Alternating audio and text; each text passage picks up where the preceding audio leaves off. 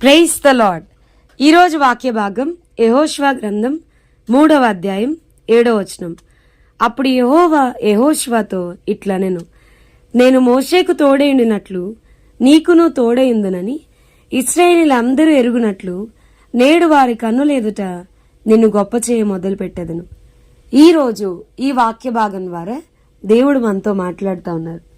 ఈ యెహోషువ గ్రంథం 3వ అధ్యాయం మనం చూస్తే గనక మోషే గారు చనిపోయినప్పుడు యెహోషువ గారి నాయకత్వంలో ఇశ్రాయేలీయులు ముందుకు వెళ్తా ఉన్నప్పుడు మరి ఎంతో దిగులుతో భయంతో అంతమంది ఇశ్రాయేల్ నడిపించడానికి దేవుని చేత నాయకుడిగా ఏర్పరచబడిన యెహోషువ గారు ఉన్నప్పుడు దేవుడు మాట్లాడుతూ ఉన్నారు.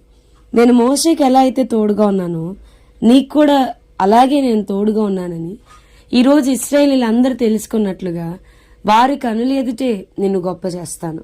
మోషేకి ఏ దేవుడైతే తోడుగా ఉన్నాడో అదే దేవుడు నీకు కూడా తోడుగా ఉన్నాడని, మోషేని ఏ దేవుడైతే ఏర్పాటు చేసుకున్నాడో ఏ దేవుడైతే పిలుచుకున్నాడో అదే దేవుడు నిన్ను కూడా పిలుచుకున్నాడని ఈ ప్రజలందరూ తెలుసుకునేలాగా వారి కనులేదుట ఐ లిఫ్ట్ యువర్ హెడ్, నేను వాళ్ళందరి మధ్యలో కూడా నీ తలను నేను పైకెత్తుతాను, దీన్ని నేను గనపరుస్తాను అని దేవుడు మాట్లాడుతూ వచ్చారు. మాట్లాడుతూ అసలు ఇంతకీ దేవుడు ఏం చేయబోతున్నాడు అని మనం చూస్తే గనక ఆనాడు మోషే గారి టైంలో దేవుడు మోషే గారికి తోడుగా ఉన్నాడు అనేది తన సొంతగా ప్రజలు నడిపించడం లేదు, దేవుని యొక్క బాహువు దేవుని యొక్క హస్తము మోషే గారికి తోడుగా ఉందని తెలిసేలాగా ఎర్ర సముద్రాన్ని ఆయన పాయలుగా చీల్చి ఆరిన నేల మీద ఇశ్రాయేలు నడిపింపచేయడం మనం చూస్తాం. అది ఒక మనిషి వల్ల కాదు, ఖచ్చితంగా దేవుని సహాయం దేవుని కృప ఉంది అనేది మనకు అర్థమైంది. సేమ్ అలాగే యెహోషువ గారి నాయకత్వంలో ఆయన యోర్దాను నదిని దిగువ నుంచి ఎగువకు పారజేయడం మనం చూస్తాం.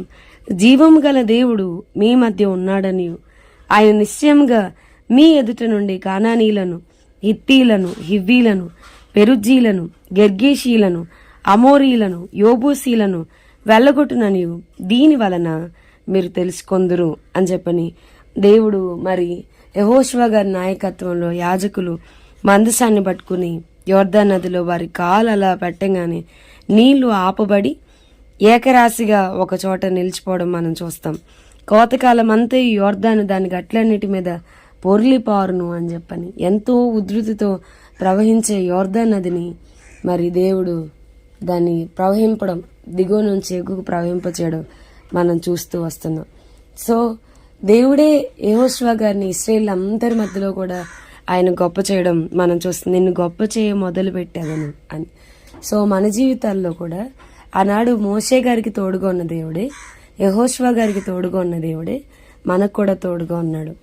మోషే గారిని గొప్ప చేసిన దేవుడే, యెహోషువ గారిని ఇశ్రాయేల్ అందరి ఎదుట గొప్ప చేసిన దేవుడే నిశ్చయంగా మనల్ని కూడా గొప్ప చేయడానికి సమర్థుడు. మన కుటుంబాల్లో, మనం వర్క్ ప్లేస్లో లేదా కాలేజ్లో, మనం ఉన్న ప్రాంతంలో మన కొమ్మును పైకెత్తి దాన్ని ఘనతతో నింపడానికి ఆయన సమర్థుడు.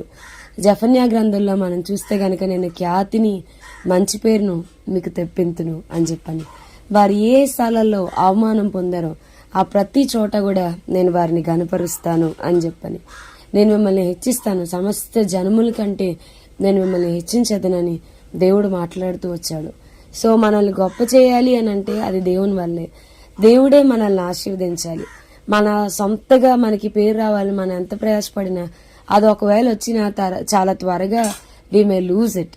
అలా కాకుండా దేవుని మీద మనం ఆధారపడినప్పుడు దేవుడు మనకి తోడుగా ఉంటే ఆ పేరు ఆ ఆశీర్వాదం ఎప్పటికీ నిలుస్తుంది. సో ఈ యెహోషువ గ్రంథం 3వ అధ్యాయం 7వ వచనం ఈ వాక్యం వింటున్న మనందరి జీవితాల్లో ఈ వాగ్దానం స్వతంత్రించుకుందుము గాక, ఈ వాగ్దానం నిశ్చయంగా నెరవేర్చబడను గాక. మన కుటుంబ సభ్యులందరి మధ్యలో, మన ప్రాంతంలో, మన సంఘంలో దేవుడు మన కొమ్మును పైకెత్తి గంతితో నింపును గాక, మనల్ని గొప్ప చేయ మొదలు పెట్టును గాక. ప్రార్థన చేసుకుందాం. ప్రభువా, ఈరోజు వాక్య భాగం ద్వారా మీరు మాతో మాట్లాడినందుకు వందనాలు. వాక్యం వింటున్న మా ప్రియులైన వారిని అందరినీ దీవించి ఆశీర్వదించమని, వారిని హెచ్చించమని వేడుకుంటూ, నాయనా ఒక వ్యక్తి నువ్వు ఆశీర్వదించాలనుకుంటే ఏ మనుషులు కూడా దాన్ని ఆపలేరని గ్రహించి మిమ్మల్ని స్తుతిస్తూ యేసు నామమున అడిగి వేడుకొనుచున్నాం తండ్రి, ఆమెన్. God bless you.